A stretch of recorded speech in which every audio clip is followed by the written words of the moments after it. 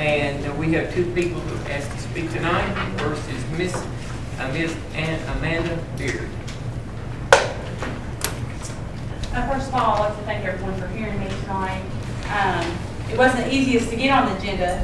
I actually had to call the board, and I talked to someone who's ahead of that on last Tuesday, and the Wednesday after that, I got called that afternoon. Needless to say, the paper came out that morning, so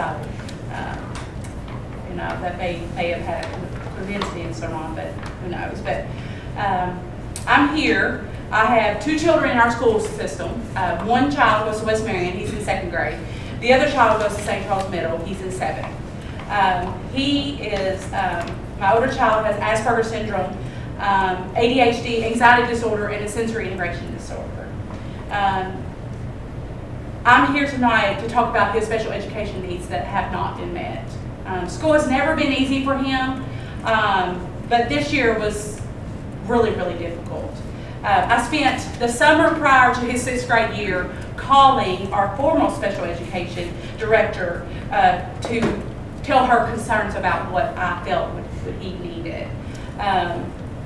She kept telling me to be more optimistic, be positive, so on and so on. And I was telling her I'm his parent.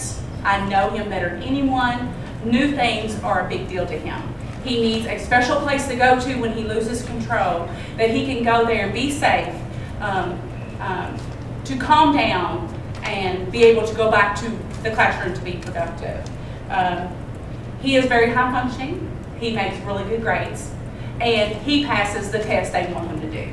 And that's what he is to them, that I feel. That he is a special education student that can pass our tests that make them look better. He was treated like a juvenile delinquent this year. We had many, many meetings. I talked to Ms. Spalding over here several times about him. I am a parent who is an advocate for him, go to school often for him. If a teacher calls me, I'm there to support them. But I feel like they're not there to support him. I asked many, many, many times for a place for him, and I was told often, we do not have a place for him. So they created a place for him. And the place was a table with a sheet over it. And he's supposed to crawl on there and hide, more or less. And I asked a board member before if he would use that.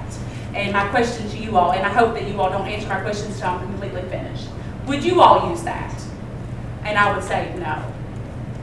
I was told many times that he didn't use that. Of course he's not going to use that. So he chose the office instead. I was in the office many times, and it made my anxiety go up. There's phones going off, printers, paper, everything. And they expected him to calm down and go back to the classroom, which oftentimes he could, but a lot of times he would end up back into the office because he couldn't handle it any longer. There was times that he would come to school that he just could not take the environment. And he wasn't productive at all educationally. But still, they had nowhere for him to go. So there was a lot of times I got called at work to come and get my child because he just couldn't handle that environment. So again, I asked for a sensory room. I won't go into detail what that is. You all can actually research if you don't know what that is. The last meeting we had was in late March. Again, I asked for a sensory room. They told me good luck on that because they cost $20,000. I said, well, maybe I'll try to raise the money because he needs that. And he is not the only student who's going to need that, because 1 out of 64 students or children in America are getting diagnosed with some sort of on the spectrum. And most of those children have sensory issues, so they're going to need it. I know 3 personally that's going to be coming to St. Charles in the next few years that will need that also. I never asked for a $20,000 room. I asked for a sensory room. It could have been a 5, a 10, a 15, but I was totally shot down. No more questions about it. It was over. You know, it may not happen when he's there, but I'm not only here to fight for him. I'm here to fight for other children that have the same diagnosis as him. And my question to you all, how much money does the district get for special education needs? And what is that money done with? I would like a report, if possible, to break down what is used with that money.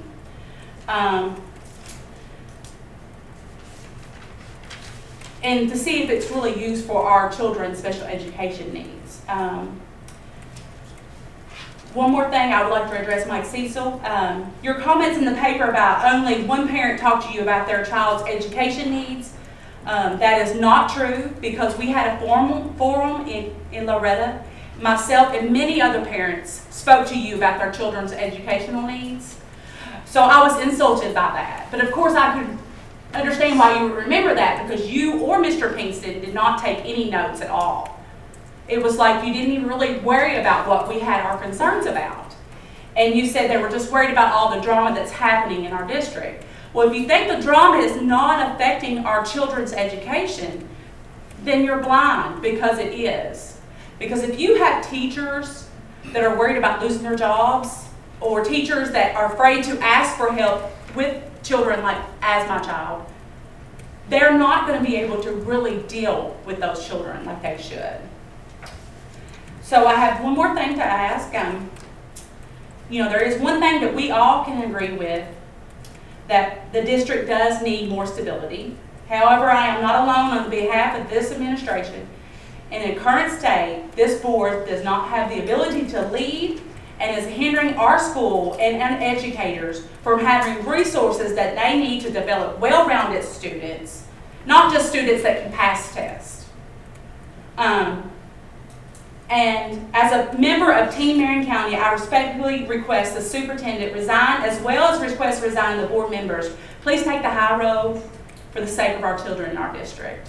And I really appreciate this lady sitting up here. I'm sorry I forgot your name, the new special Tracy. Tracy.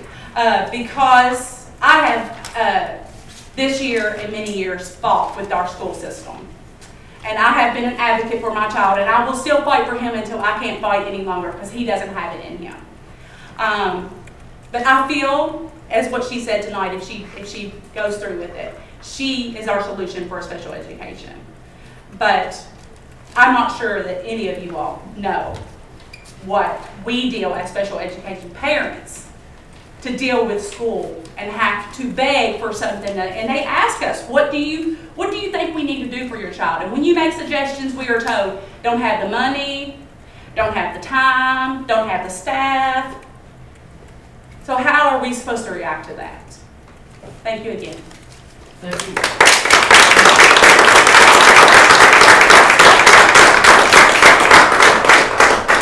I believe you answered your own question with our new director. Thank you. No, I want to know about the money. How much money do we Oh, get? yes. Richard. So I'll start off. I'll share this hot off the press business card with you. Off the press pen mail today. Thank you. And I share that with you because I'd like for you to use that. You don't have to fight anymore. I'm sorry that you felt that way. I'm not trying to be disrespectful to you, because I hear it in your voice. Like I said, it's one of my favorite things to do. You don't have to fight. I will assure you, and I appreciate your compliment at the end, what I have shared this evening, and I'm not sure how it's all coming together. I just got here and am excited about it. But one of the things I can share with you is that everything that I have shared that you feel good about is in direct agreement with what Superintendent Schlosser's goal and vision is, as well as the Board of Education for this school district. Now, I don't know where the breakdown is. I'm sure you're going to be able to help me, and I'm sure you all are going to be able to help me. I don't know where the breakdown is. I don't have that answer. But what I know is this district has a lot of great people, a lot of great things, and a lot of great opportunities for kids. And working together, we're going to be able to make that happen. I tried to capture your questions, and I look forward to talking to you one-on-one as well. And I'll be very honest, I almost called you, but I didn't want you to think for a moment that I was trying to deter your right to actually speak before the board. So I'll look forward to talking with you one-on-one as well. But a few things that you shared, and I'll try to address them in the order in which I see that I can get it to flow the best. But I'm very well versed in sensory rooms, and I will tell you that in due time, every school will have equipment to meet the sensory needs of students. Because as adults, we all have sensory needs. We have work office chairs that rock, and we chew gum, and we tap our feet, and we do all kinds of stuff, and we click ink pens. But what we have to do for our kids is to be proactive and help them learn to regulate their bodies in appropriate ways so they don't have inappropriate behaviors. So you're not going to have to worry about fighting for that. That is going to happen. I spoke with Miss Mann today. We actually just I got to meet the principals today for the first time. This is my second day, by the way. So I did get to meet Miss Mann and was very, very impressed with her willingness to do whatever it's going to take for us to meet students' needs, because we were actually talking about how to do that. So the principals are on board. Superintendent Schlosser's on board. We're not going to fight. It's just a matter of all getting together to see what we need to do and prioritizing and getting it done. Okay, I'd like to have a 15-day plan, and I'd like it all be finished by then. I'm not sure I can get that accomplished. However, we're going to work hard on it. Okay, and I'm not thwarting your 30, 60, 90. I promise. I respect that, but we're going to have to move pretty fast. Okay, Superintendent Schlosser. The money. Let me talk about the money and how that is. We can get real technical. Right now, let me just kind of give an overview on how this happens. There are two funding sources for students with disabilities and actually meeting their needs. One is federal dollars that comes in the form of IDIB federal funding. It comes from the federal government. It's funneled down through the State Department based on our December 1 child count. That's a magical date. You're going to hear more about that date.